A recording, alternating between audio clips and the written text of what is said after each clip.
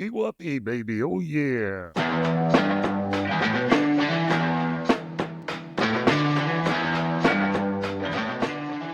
What is up, y'all? It is Past Your Prime, episode number 13. I'm Alex, pro volleyball player, enormous calves, luxurious voice. This is Craig, just the way he wanted to be introduced. Say something, Craig. I am Craig. Luxurious. That's the first time you've used the word luxurious for your voice. Yeah. It's because you have a boutique clinic here, so. Boutique sounds actually super cool. You know, honestly, I think boutique, did it come from Louisiana? Is that a term from Louisiana? Yeah, and I'm heading there this week. That's it. So, boutique. Alrighty. Well, like I said, Past Your Prime, episode number 13. Before we jump into today's topic, let's do our normal favorite segment, injury updates with Alex and Craig. Give me your update. I played volleyball last week. Boom. It was fun. You actually did. I right 5 sets. 5-set match. We lost, unfortunately. Probably my fault, but I'm the oldest guy on the team by like double. So, and I've got a weak wrist. You don't have a weak wrist. It's good that you took responsibility for the L though. It's a good thing to take responsibility. I'm a grown up now, you know. That's what grown ups might not do the same. Yeah, so honestly, I think I played pretty well. I didn't jump as well as I thought. I jumped well vertically, but like my approach jump was just kind of garbage. Received pretty well, blocked pretty well. Blocking's probably what hurt the most, along with receiving. And then it's tolerated. Yeah, tolerated. I was able to do it. I was able to play the one match. I think if I would have tried to play another match, like I tried to serve one after the match was done, and I was like, I can't even serve anymore. So I was just it was like game over, done for. So like probably being warm and all of that helped me get through the match. But yeah, my legs were not prepared for a 5-setter. I'll tell you that, especially at a high level. Yeah, my first serve was an ace though. Like just went in first serve ace. I say booyah when I get an ace. Did you say booyah? I said booyah as loud as I could. It was hell yeah, booyah. Yeah. Now, and then I came to physical therapy this week, and as normal, Craig made it slightly worse. You clearly have a nerve injury. Yeah, I mean that's fine, but you made it worse. I definitely made it worse. Worst. Brought worst. Definitely worse. That nerve piece is not fun. Yeah. It just makes it hard to grip things, and my brevis longus something, whatever. There's a polysis in there at some point. Whatever tendon I've got that's causing me issues, I think is still causing some issues too. So huge progression. Yeah. I mean, dramatically. It didn't better. It hurt like half as much as it did last time I played. And when he came in, the cool part was it actually looked really good. Mostly it was good. Took the tape off, and then I hurt it and made it feel worse. Your range of motion that was coming along when it's not hurting, your range of motion is almost normal. Yeah, it's getting there. Good. I mean, it's awesome. Yeah. It's really cool. I just need to play, take a month off rehab. Take a month off rehab. I think that'll. It's actually very pertinent to the topic today. Today's topic. Yeah. So, do you have any injuries right now? The neck, I have committed to making sure that I am doing my home plan and being much more intelligent, because I really am the same problem that we're about to talk about. I have a big issue with it because once I lose my feedback loop, I have a habit of destroying myself, and that is a mistake, and it's a common one that I see all the time. I thought you were going to say I really am intelligent. I was like, I disagree. You're, it's one of those things. I'm intelligent in some things. I'm a total moron in other things, and this might be one of them. Total moron. Your neck. My neck. Your neck is an idiot. My neck, or when I have an injury, do you ever have where you're hurting really bad, and you feel like you get not bored with it's not, but you want to have a different feeling, and you can't make it quite feel better, so you decide to make it feel worse. If it hurts, don't do it. Sometimes I decide to do it. It's just like, oh yes, it still hurts. It's not. That's how it's not smart. Whenever Craig moves his neck and it hurts, that's what he does. It still hurts. Yeah, you just take it the whole way. I had a football coach once who I sprained my ankle really, really bad, and he told me to range it, and I ranged it, and he told me to go until it felt like the pain was going to white out on me, and I did that. Horrible advice. Made me feel dramatically worse afterwards. Nice. One of my teammates sprained his ankle in the first set. He was out for the rest of the day. I said, That's terrible. move it or else you're going to lose it. He went for the rice method. Oh, nice. Yeah, just put it in a bucket of rice. So he just gave up. Yeah. We're not here to make that guy feel bad. But but we can't. But my friend Zach moved up to a glove instead of the baggie for his Tiger Balm. Oh, wow. Yeah, coming up. We're all growing up here. And if you guys are interested, we are going to do a deep dive on Tiger Balm. We have to. Yeah, it's coming. The baggy thing. I took a video of it. We'll include it in that episode. Okay. Perfect. So today for episode 13, we are going to talk about repetitive injury. I feel like I am a small case study for repetitive injury because I keep hurting myself and keep paying Craig more money to fix it. Yes, that's just nice, right? It's really good for the bottom line how much people struggle with this. I would actually say right before we started this podcast today, there's 3 main problems in rehab that I feel I deal with on a regular basis. People don't have the right diagnosis and they never verify it, but making sure they can make it feel better. Individuals never learn how to make it themselves feel better, so then they are always relying on a medical professional. And then number 3, which we've hit before, but today I really want to hit the top 10 biggest reasons why people hurt themselves with repetitive injuries, why they keep getting stuck in this loop. And it's because they don't understand, they don't have a strategy to protect their tissue capacity and the tools to understand where their tissue currently is. So these are kind of like the 10 mistakes people make, assuming you have the right diagnosis. Yes. If you've got the wrong diagnosis, then kind of some of this goes out the window. But if you've got the right diagnosis, then these are the 10 mistakes that people are having and kind of leaning into repetitive injury. Yes. Okay. And the first one is tissue capacity. Yes. Overestimating tissue capacity, which I just did. You just did. This and this at this time point, what's often happening is you are feeling better and you'll think that you're farther along than what you actually are. And what can happen is if you don't create an edge, like if you don't find where your current tissue edge is, and you're somebody, especially if you're somebody who's done a lot of physical activity, you've been physically active, you've had a long training history, you can do your workouts at a really high level, your exercise capacity and what even feels hard to you is going to be up here, where your tissue capacity is going to be here. And that gap between those two is where you're going to get hurt. Most individuals, when they start to feel better, will immediately go, oh, I'm ready for more. Because their brain it just goes right back into, I'm ready to work out, and I'm not working out to make my tissue better. I'm working out to work out hard. I did that this Thursday with an upper body workout. So played volleyball, it hurt. Physical therapy on Tuesday. Went to the gym on Wednesday, did legs. Thursday, I was like, I'll do my upper body workout. I just, showed Craig what that workout looked like. And I could barely pick the dumbbells up to do dumbbell bench press, but once I got it there, it was fine, but it just hurt to get it there. Oh, Lordy. Yeah. Feels better today. It's all right. Does that make sense to anybody else? No. I didn't go play more volleyball.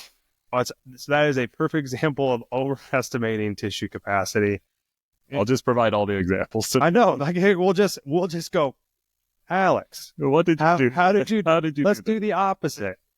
But I love that piece of it though, because if you have an understanding that you're going to be inclined to do this because first you enjoy activity, you have an engine that wants to do more, but you have to recognize where that edge is. And if you can't find it, if you're somebody who always overshoots it, you're going to do less than what you think you can.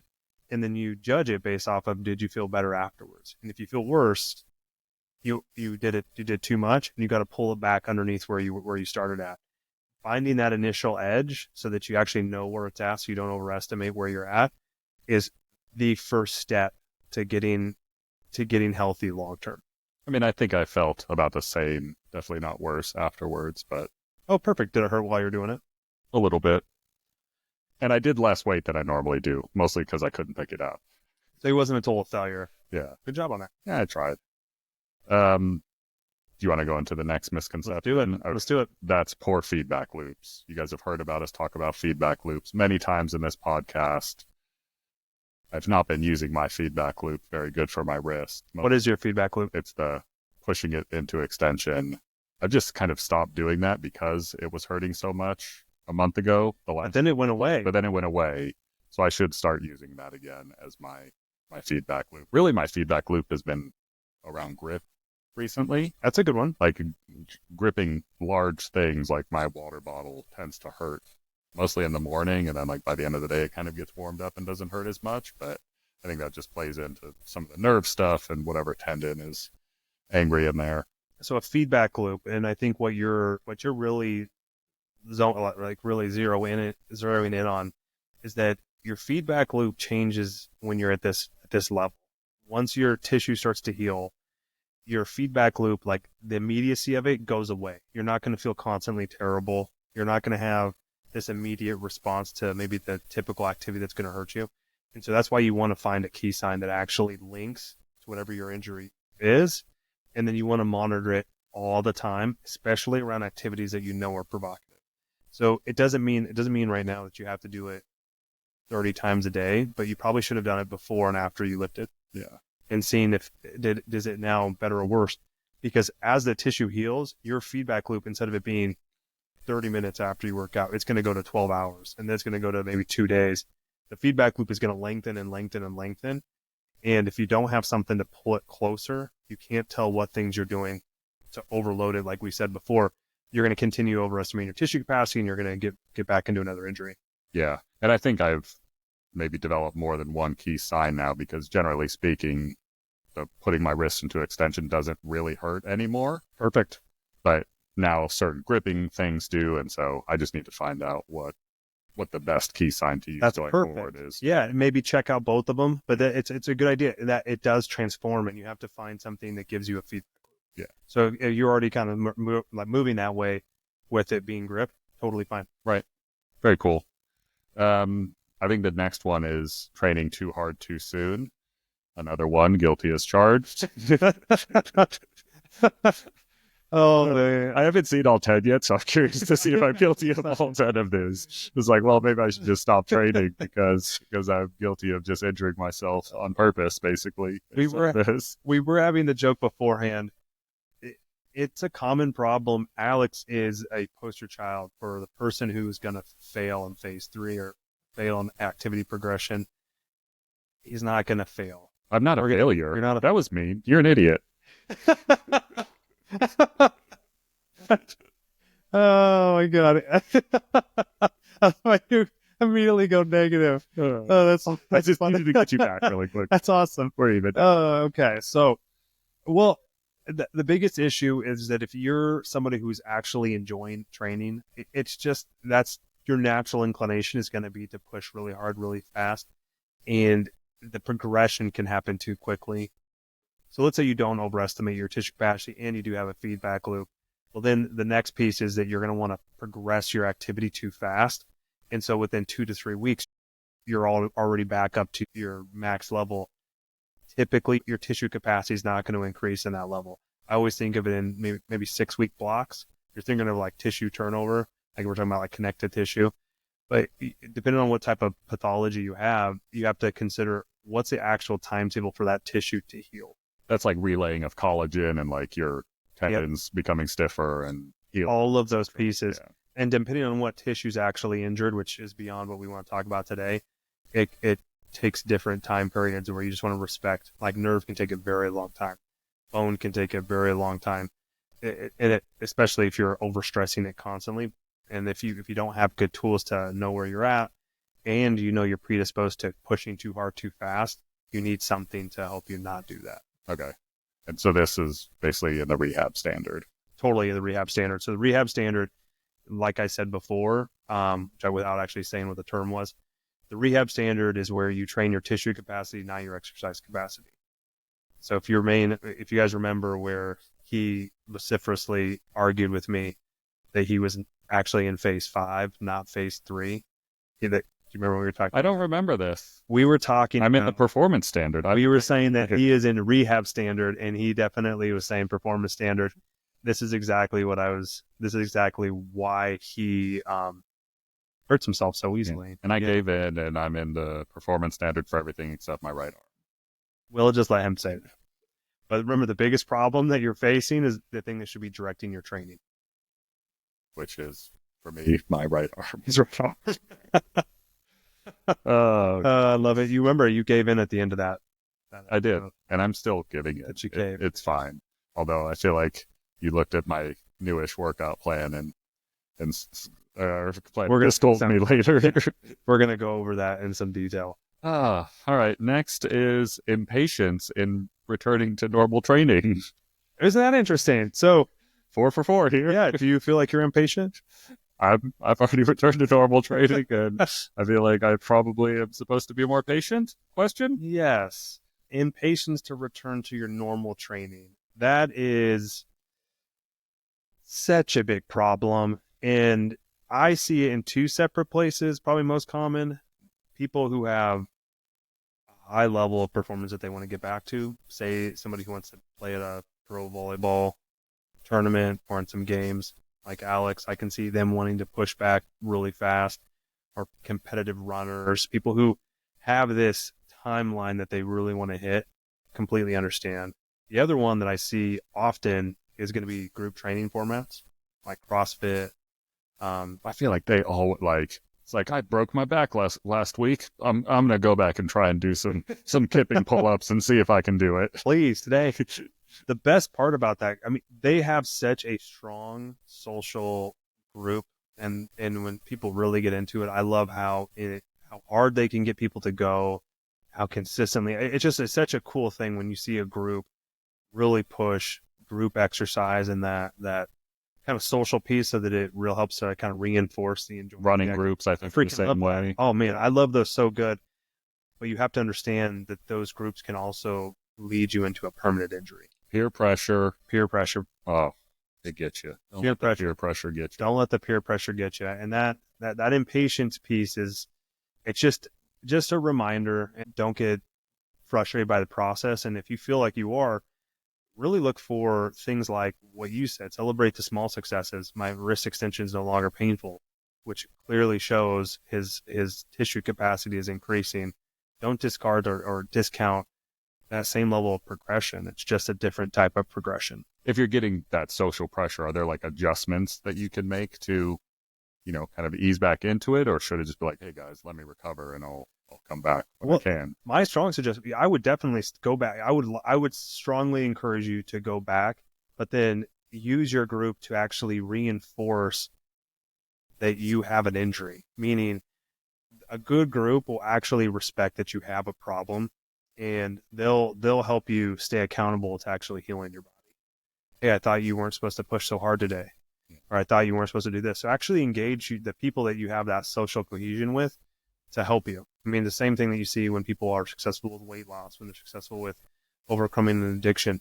Groups matter, and group support is incredibly powerful, but just turn it so it's actually useful for you, so it doesn't pull you back into a bad habit. Sounds like you're talking about AA. I know. Well, I mean, it's a lot of the same social dynamics, right? Running groups, CrossFit, and Alcoholics Anonymous, all in the same. I mean, anybody who is a crazy runner, a crazy CrossFitter, where they've gone full bore, they are definitely addicted. Oh, that's great. Yeah. All righty. Pivoting here. Next is misinterpreting flare-ups as a full blowout. Full setback, I think, is what I wrote. Yes. Man, a flare-up can be one of the most useful things in a rehab setting. So when somebody has a flare-up, it can show us that you have a trigger that was unmanaged, a trigger that was interacting. So you say it's sitting followed by doing your activity. But what can also happen, which is a large mistake, is people will think they actually have the wrong diagnosis, and that's not the problem. When you get to this part, you're already feeling better.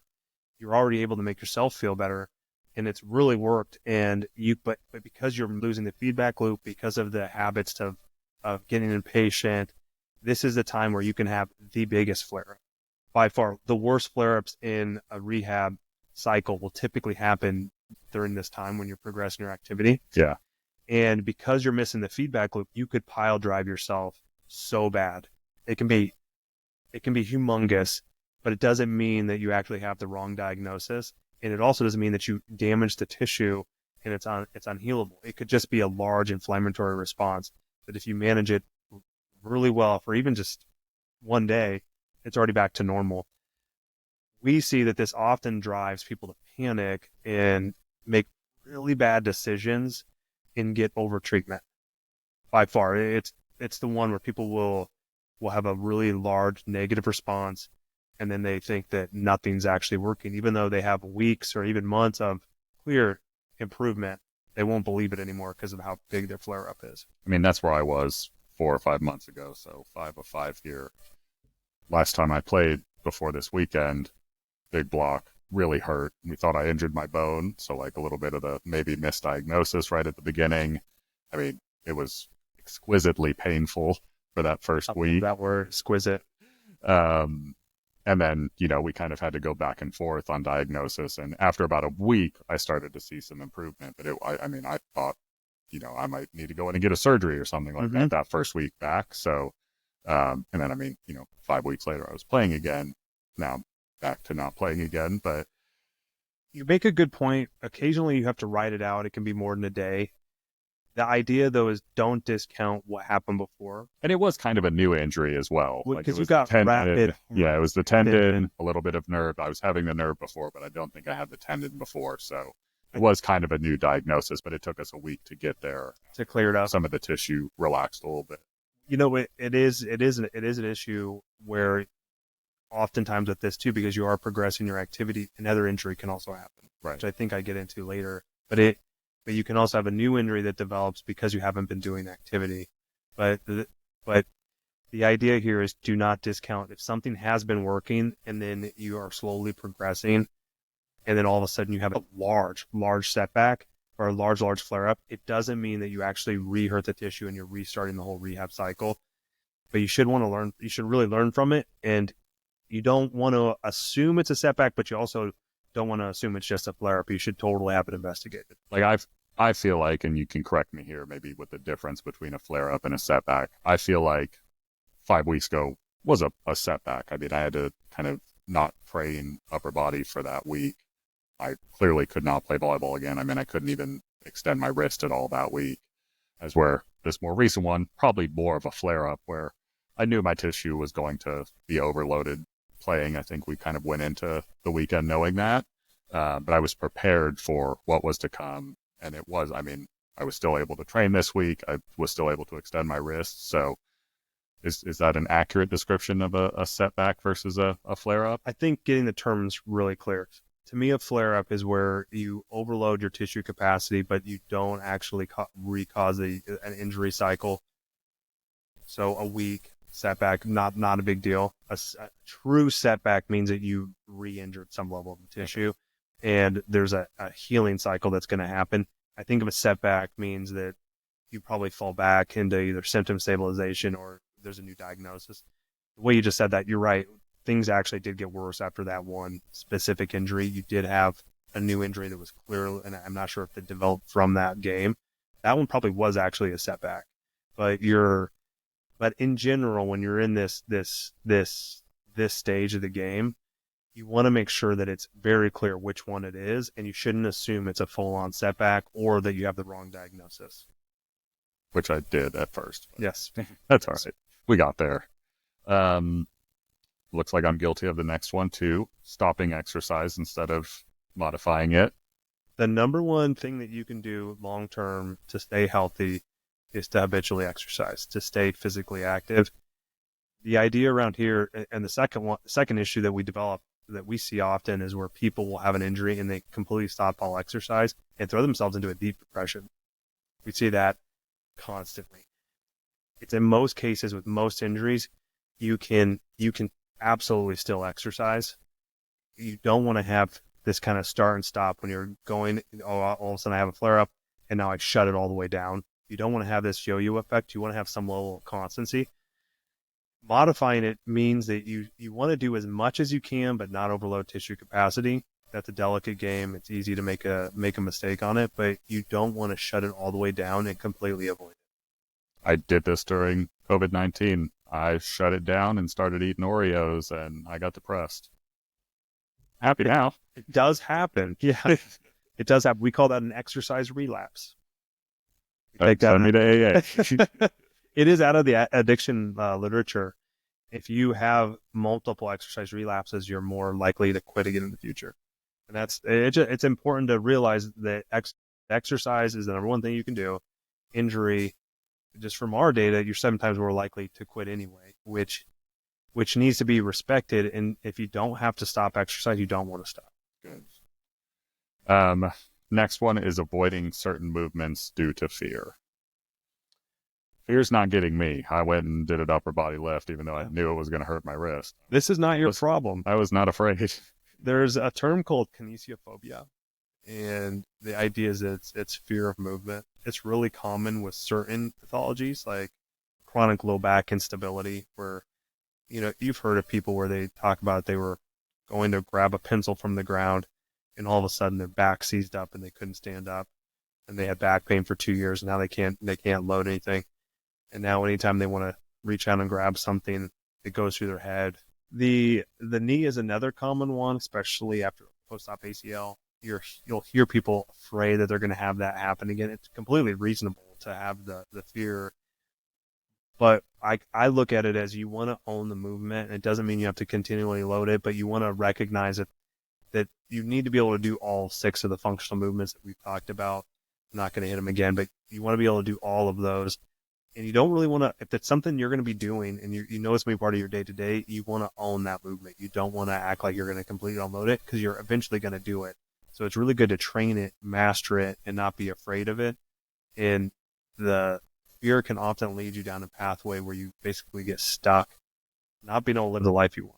Well, if you have an acute injury, like, work with a professional to help get you there. Like, they're going to, as long as they are smart and not an idiot, they are going to lead you on a safe pathway to get back to even regular day-to-day activity, let alone, you know, some sort of athletic performance activity.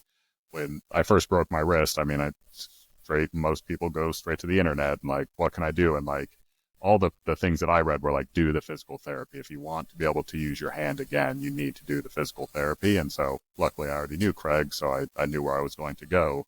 Well, actually, I won't go to Craig. I'll go to his wife, because Craig hurts me every time, probably to just get an extra session out of me. But you did come in saying that. You did go, it's not working with you. Him and Sarah were talking, and I walked up on it, and it was clear that I was not being spoken. I'm giving him glowing term. the boot. If I hurt my legs, okay, Craig, you can help me out. But my wrist, every time I see Craig for my wrist, he's like, yeah, we'll just push on it this way. And I'm like, and then it hurts for 2 more days. So. Start crying. Yeah, I did cry, and now my eyes all swollen. Oh, goodness. Let's see. Next is volume creep leading to overloading. Who is this volume creep? Volume creep. Another way to say it is activity creep. You start to do more because you feel better, and you don't realize you're doing more. Okay. An obvious example would be your knee was hurting, and because your knee was hurting, you probably cut 5,000 to 7,000 steps out of your day, and then it started to feel better, and you may have added all those steps back because it's pretty natural to do. You fall back into a little pattern. You wake up the next day and your knee is swollen, feels terrible again. And you can't pick up a pencil. And you're afraid of it. And you're afraid of it. But often what will happen is they'll go, it just seems like it comes out of nowhere. There was no reason for it to get swollen again. I have no idea why it keeps on getting worse. That happens all the time. And then I have the person show me their step count, and you'll see this fluctuation that matches their pain, basically delayed by a day. It goes 2,000, 9,000, 2,000, 9,000, and they keep on having this cyclical action of blowing their knee up. Realizing that when you're not getting the negative feedback, pain, for example, and when that starts to go away, you're naturally going to go back to whatever activity you were doing before. If you were somebody who was sedentary, this probably won't be an issue for you, but if you're somebody who classifies himself as a walker, or you like to play volleyball, are you walkers? Yeah. You enjoy running. The things where the activity is, you can fall into a rhythm and you can play it, and you can do it, and you can do it without feeling bad, and you're not thinking about it. Pickleball is the one that we're seeing all the time right now. They're too intense at pickleball. Yeah, yes. The amount of I played 94 games last Tuesday. I couldn't beat Leslie and Susan. They're all like jacked up. They look jacked up on Mountain Dew. No, I the worst case, and the person who I'm talking about knows, because I think it's hilarious. I told them I use them as an example. I had somebody, they were feeling really good and they asked if they could run, and they literally ran a marathon the next day. Did you say, yes, you can run?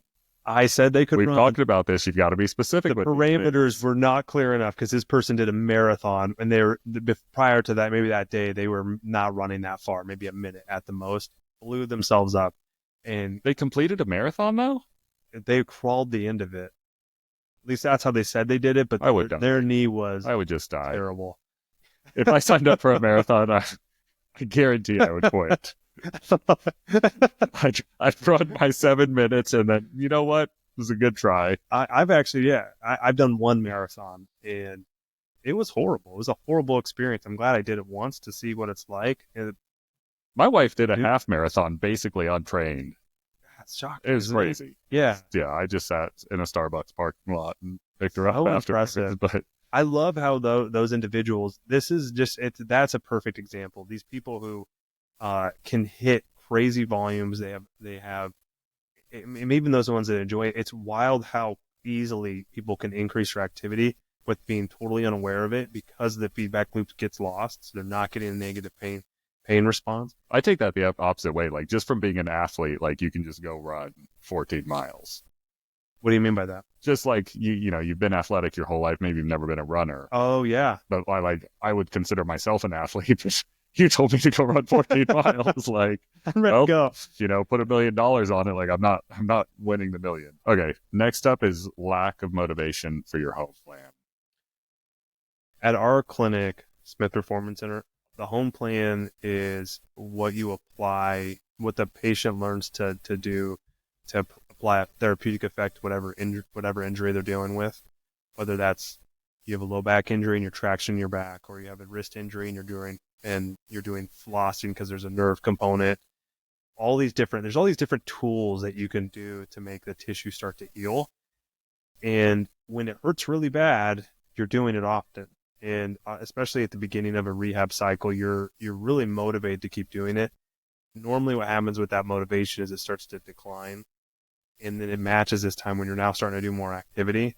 And when those two lines cross, You get an X. you get an X. When an X happens, that's also where you fail in this phase because you quit doing the stuff that gives you a therapeutic effect on your tissue. Okay.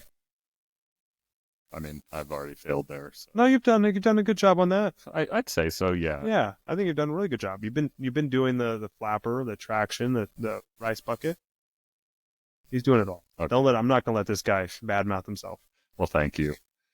Are there any other reasons why people don't stick with their home plan?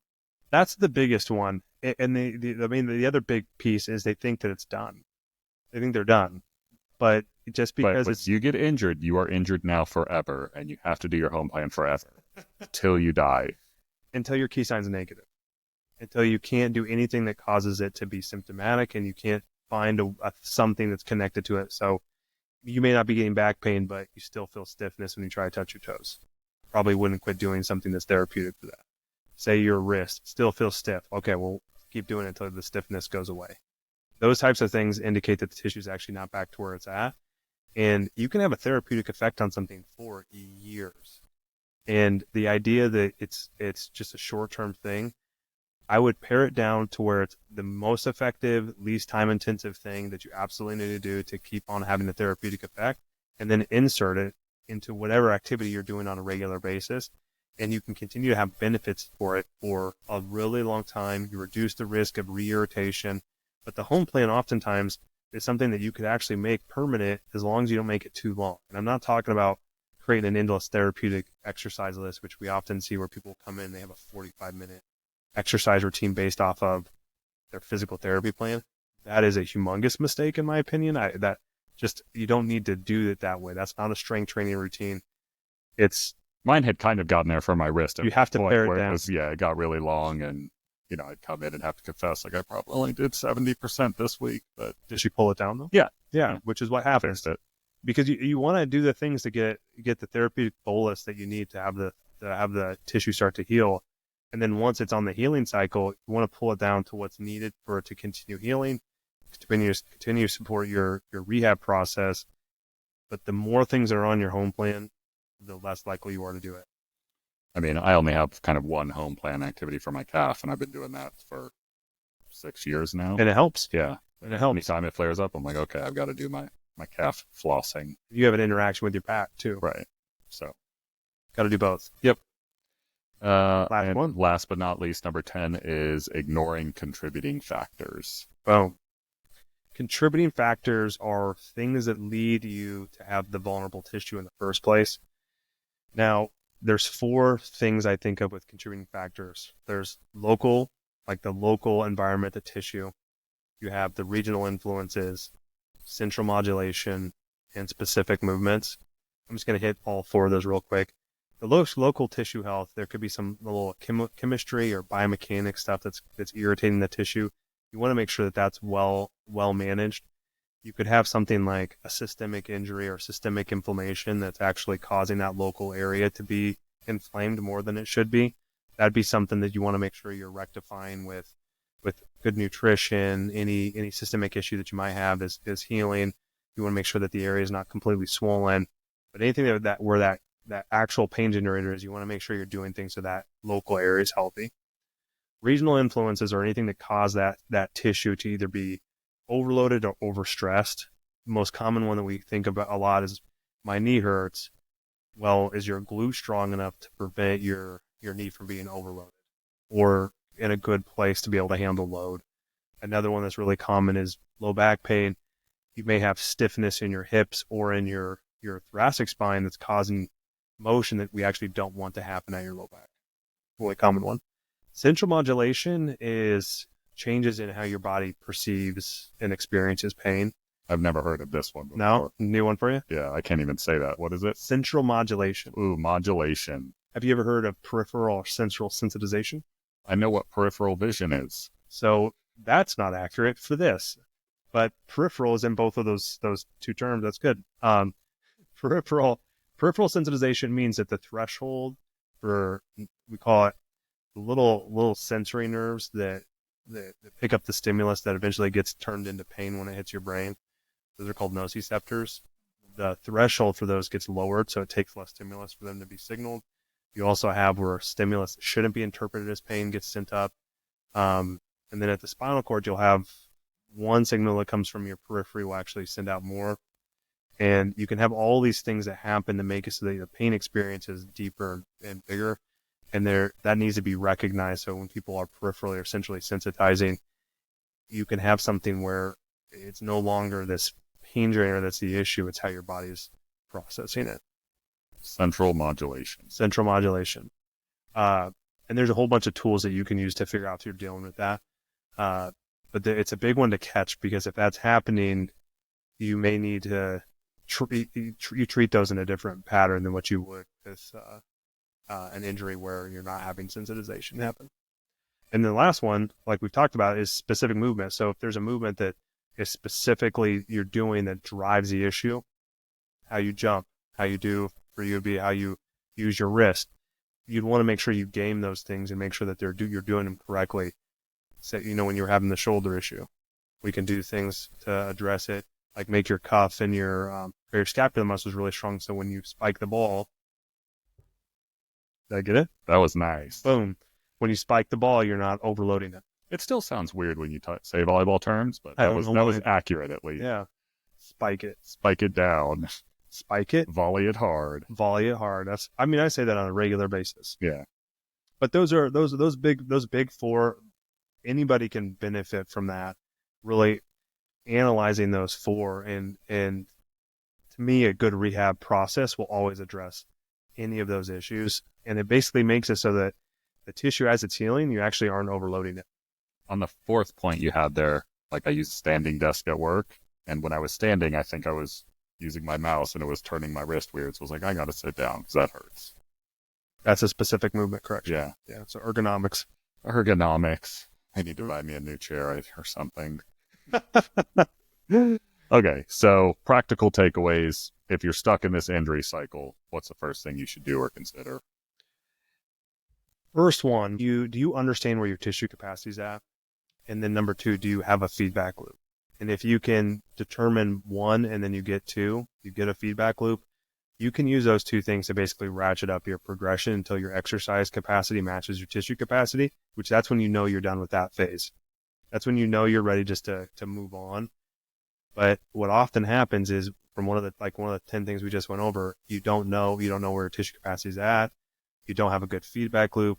You have all these things that are making it so that you constantly keep on overloading it. And that's why you keep on having these flare-ups, eventually have setbacks, get frustrated, get impatient. But it's a process.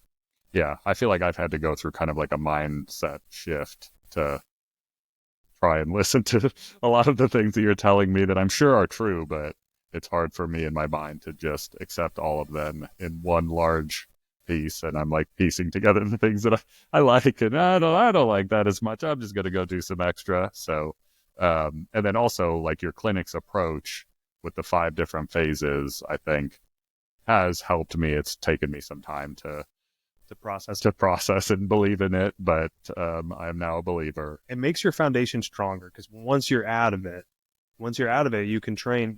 Really, the people who want to operate at a really high level, you want to have years of uninterrupted high level training, right? For you, right? You want to eventually get to the point where you can hammer it really hard. You want to be able to do that for years at a time with minimal to no setback. The amount of, amateur, competitive to pro level athletes that I've worked with where they are permanently stuck in this phase, and by this phase, I mean where their tissue capacity is lower than where they can work at. They never actually maximize their exercise capacity, which at the end of the day, that's what you want at any level. You want that to be as high as you possibly can. And they never get there. And I feel bad for them. And it's because this phase is incredibly frustrating and irritating because you can push harder and you have an engine to want to do more. But if you ignore your tissue capacity at this level, it always becomes your Achilles heel that sets you back. Yeah, I dealt with that big time this Thursday where it's like, I know I can put, another 30 pounds on here if my wrist wasn't hurting. But I'm just going to stick with what I can do. But you respect it. You respect it, and then you understand that a small holding it and building capacity, your tissue capacity, and then long term being able to have a really strong base it's just a much easier place to go and eventually reach whatever your goals are. Yeah, and do what you can. Mm-hmm. Don't give up. Don't give up. If you do get stuck, this is one of them where it should not indicate a ton of help from like a healthcare professional. It's more like when we get into this phase, people are maybe checking in with us either once every month and then eventually maybe every 3 months, depending on what type of injury, to sometimes they get into a maintenance schedule where we check in with them once a year because of how often they re-injure. It's just good to understand that if you have to manage tissue capacity, you need to always have a good game plan around it. And if you know these 10 things, if you work through these, you literally write down what you're thinking on these 10 issues, you'll be in a much better place to be able to get back to the activity you want to do. Awesome. I think that's a good place to close it. PYP, baby. Oh, yeah. PYP, baby. Do the comment thing. Oh, drop a comment below if you're failing at all of these 10 like I am. And maybe we can help you with a couple of these individual items. Do you love that you just did like a Randy Savage? I don't know why. What is it? To my head. The beef jerky stuff. Yeah, snap it to a slim. Snap it to it. We actually say that? I don't know. No. Oh yeah. Oh yeah. Yeah. Like, comment, subscribe. Catch us on Spotify if you just want the audio only version. Although I think the video shows. Videos are too. Yeah. Yeah. I think we're on Apple Music now. We're on everything. We're on iHeartRadio. We are. Follow us on all of it. Yeah. And then go check out PastYourPrime.com. You know what's kind of cool? What is kind of cool, Craig? We got a couple case studies coming up. Ooh. Which we'll hit in some of the upcoming episodes. Yeah. And then look out for the Tiger Balm episode. That one should be fun. We're going to have a lot of fun. Yeah, I'm just going to slather my body in it. Yikes. I did what I played this past week, and it was great. It's fantastic. There's no way anyone's going to watch it now. Why? Wait, because you just said that we're not going to have you slather Tiger Balm. We're not going to do it, guys. I apologize. All right. All right? Past Your Prime. PYP, baby. Oh, yeah. Slam it to a Slim Jim.